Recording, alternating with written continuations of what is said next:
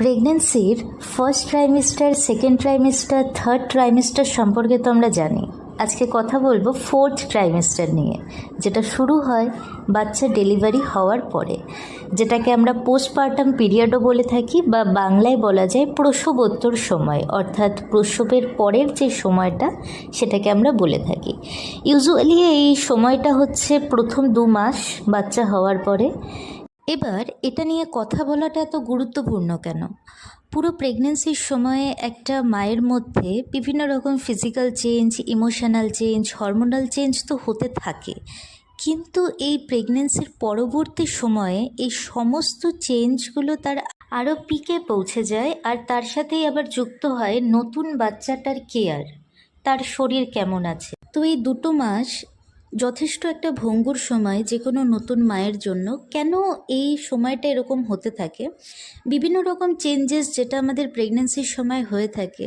First of all, ইউটেরাসটা যে আমাদের অনেকটাই প্রসারিত হয়, সেটা নিজের জায়গায় ধীরে ধীরে ব্যাক করতে থাকে। এবার যদি সি সেকশন হয়ে থাকে, সেটা কিন্তু ইউজুয়ালি তখনই নিজের জায়গায় ব্যাক করে না, ইভেন নর্মাল ডেলিভারিতেও ব্যাক করে না। তো সেটার একটা প্রপার কেয়ার নিতে হয়, আর যেটা শুরু করতে হবে একদম ইমিডিয়েট আফটার ইয়োর অপারেশন। এছাড়া পিরিয়ডস যেটা বন্ধ ছিল, সেটার ব্লিডিংটা স্টার্ট হবে, আর সেই ব্লিডিং ডিপেন্ড করে শরীরের উপর। কারোর 10 দিন অবধি চলে, অনেক ওভারফ্লো চলে, তারপর কারো আবার 1 মাস অবধি চলে, কারো 1.5 মাস অবধিও চলে। এই ব্লিডিংটা হতে থাকে, তার সাথে ক্র্যাম্প হতে থাকে কখনো কখনো। পিরিয়ডসের যেমন ক্র্যাম্প হয়, ইউজুয়ালি অতটা দেখা যায় না পিরিয়ডসের ক্র্যাম্প, কিন্তু তাও অনেক ক্ষেত্রেই এটা হতে থাকে। এটা এক রকমের সমস্যা। আবার নতুন বাচ্চা হওয়ার পরে বুকের দুধ কতটা এসছে না এসছে, সেই নিয়েও অনেক রকম চিন্তা হতে থাকে। তো এই জিনিসগুলো হতে থাকে। এছাড়া hormone level, estrogen, progesterone drastically কমে যায়, যেটার জন্য চুল পড়া, বারে বারে ঘেমে যাওয়া, জল পিপাসা পাওয়া, এই সমস্ত কিছু কিন্তু হতে থাকে। বাচ্চা বুকের দুধ টানা শুরু করলেও অনেক বেশি গরম লাগতে থাকে মায়েদের, সেক্ষেত্রেও কিন্তু এই খুব ঘন ঘন ঘাম হতে থাকা, জল পিপাসা পাওয়া, এই জিনিসগুলো একেবারেই নর্মাল। পিরিয়ডসটা নিয়ে একটা কথা বলে রাখি, পিরিয়ডসের ব্লিডিংটা অনেক ক্ষেত্রে অ্যাকচুয়ালি আমাদের অজ্ঞানতার, ঠিকঠাক জ্ঞানটা না থাকার জন্য আমরা অনেক সময় চিন্তায় পড়ে যাই। যেমন এই পিরিয়ডসটা কিন্তু অ্যাকচুয়ালি যেটা ব্লিডিংটা হতে থাকে আমাদের পিরিয়ডসের ব্লিডিংয়ের থেকে একটু আলাদা। এটা প্রথমে একদম ব্রাইট রেড কালারের থাকে, কিন্তু ধীরে ধীরে যখন আপনার শেষের দিকে আসবে, এটা হোয়াইট বা ইয়েলোইশ কালারের হতে থাকে। এটারও চিন্তা করার সেরকম কোনো কারণ নেই।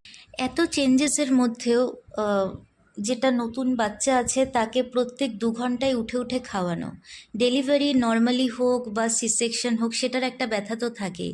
তার মধ্যে ঠিক তার পরের দিন থেকেই প্রত্যেক 2-3 ঘন্টায় বাচ্চাকে খাওয়ানো, ব্রেস্ট পেইন হওয়া একটু, এই জিনিসগুলো শুরু হয়ে যায়। এই সমস্ত কিছু মিলে যে নতুন মা, তার মধ্যে একটা ডিপ্রেশন বা অ্যাংজাইটি তৈরি হয়ে যায় নেক্সট কিছু দিনের জন্য, ডেলিভারির পর কিছু দিনের জন্য।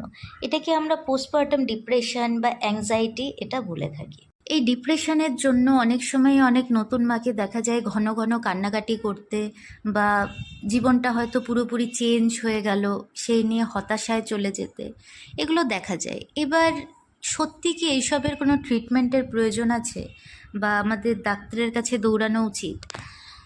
উত্তরটা হচ্ছে না।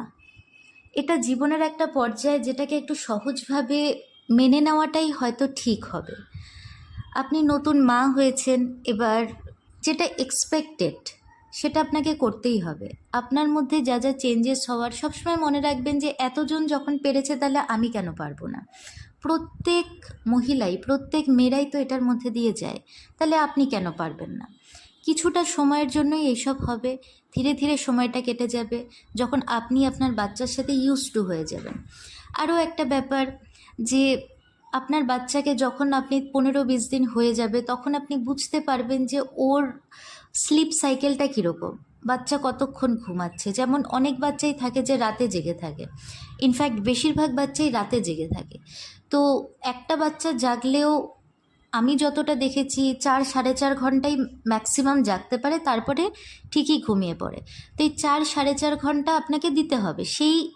এবার কতক্ষণ বাচ্চা জেগে আছে আমরা সেই জিনিসটাকে বেশি ফোকাস করে ফেলি, রাদার দ্যান যখন বাচ্চা ঘুমাচ্ছে সেই সময়টাকে কাজে না লাগিয়ে। তো বেটার এটাই হবে, যখন আপনার বাচ্চা ঘুমাচ্ছে তখন আপনিও একটু পাওয়ার ন্যাপ নিয়ে নেন, আপনিও একটু ঘুমানোর চেষ্টা করুন। খুব স্বাভাবিক ব্যাপার, ঘুমানোর চেষ্টা করুন বলতে গেলেই যে ঘুম চলে আসবে সেটা তো হয় না, কিন্তু যখন আপনার বাচ্চা ঘুমাচ্ছে সেটাই কিন্তু আপনার কাছে সময়। বাচ্চা জেগে গেলে আপনাকে থাকতেই হবে, আর বাচ্চা ম্যাক্সিমাম একটানা কতক্ষণ জাগবে, ওই 4 থেকে 4.5 ঘন্টাই জাগবে।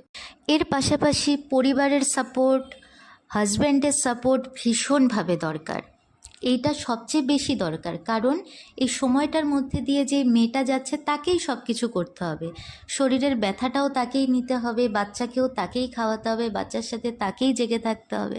তো বাকিদের থেকে অন্তত এইটুকু আশ্বাস যে তারা পাশে আছে। যখন বাচ্চাটা খুব কাঁদছে বা এদিক ওদিক করছে তখন একটু মাকে রিলিফ করা। এছাড়াও মায়ের খাওয়া দাওয়া, nutritional food, vitamin, haemoglobin, calcium এগুলো যেন একদম ঠিকঠাক হতে থাকে। এইটা চলতে থাকলে, পরিবারের সবাই পাশে থাকলে এইটুকু সময় পার করাটা কোনো ব্যাপার নয়। ধীরে ধীরে বাচ্চার সাথে আপনি ইউজড টু হয়ে যাবেন, বাচ্চা আপনার সাথে ইউজড টু হয়ে যাবে, আর এটা একটা সুন্দর সাইকেলের মধ্যে চলে আসে। কখনোই ব্যতিব্যস্ত হয়ে উঠবেন না, নিজেকে ভালোবাসুন, নিজেকে আবার জীবনের মূল স্রোতে ফিরতে হবে সেই কথাটা মাথায় রাখুন। সব কিছু আবার স্বাভাবিক করে তুলতে হবে, বাচ্চাটাকে ভালো করে বড় করতে হবে। এই জিনিসগুলোর মধ্যে কিন্তু ফোকাস থাকাটা বেশি জরুরি। আশা করি পুরো ভিডিওটাই ইনফরমেটিভ লাগবে, আর অবশ্যই চ্যানেলটিকে সাবস্ক্রাইব করবেন আরও নতুন নতুন ভিডিও, আরও নতুন নতুন আলোচনার জন্য। Thank you.